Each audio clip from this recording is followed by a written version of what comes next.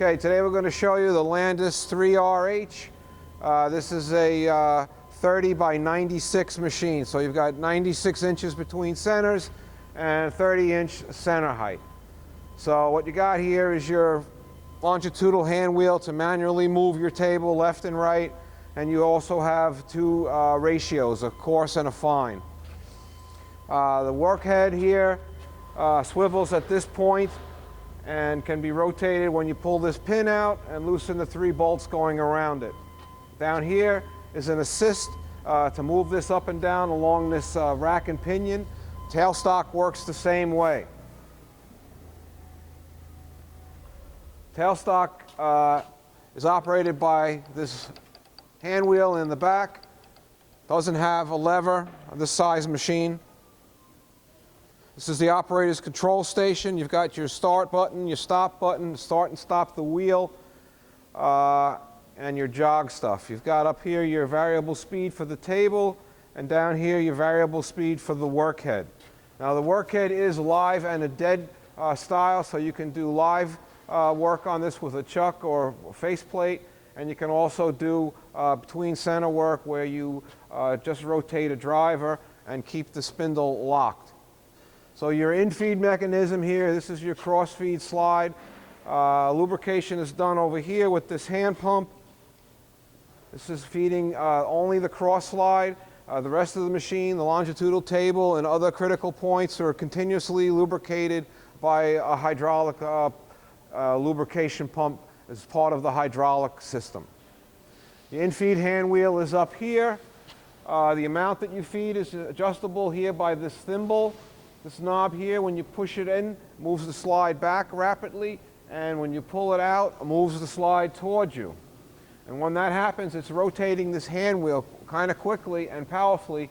I would recommend not having a handle on this, because if it hits you in the wrist, and it will, unless you can stand above it, it could hurt.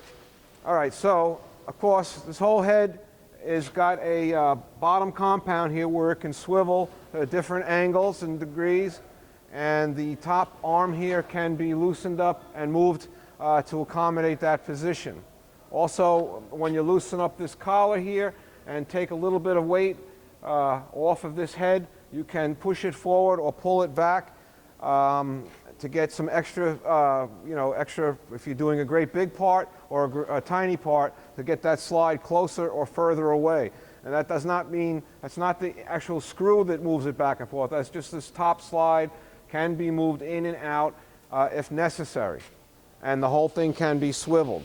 And everything is all cleaned up and lubricated and ready to do that. So it's currently wired for 220 volts, 3-phase. I'm going to just go ahead and start it up. The headstock comes on automatically because I don't have the lever all the way over to the left. When the lever is all the way over to the left, it shuts the headstock off. Your first little click here will start it. And then this bottom knob here, as we rotate it, will slow it down or speed it up.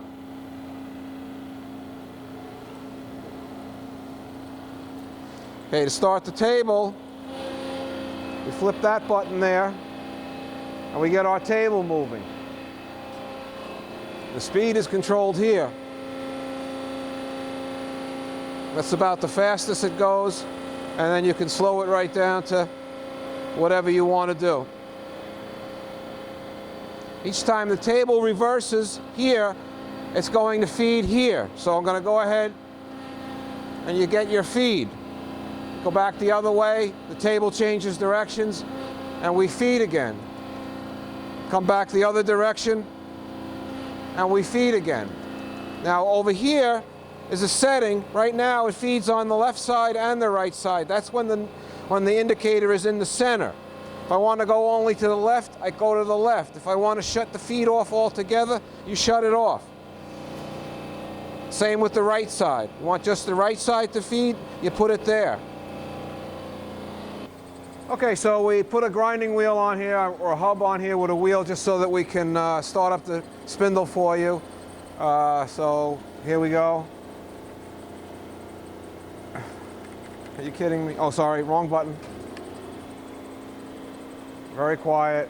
That's the Landis microspheeric bearings. You got the microspheeric bearing here and here, Babbitt bearing. That's it. That's the 3RH ready to go. Thank you very much.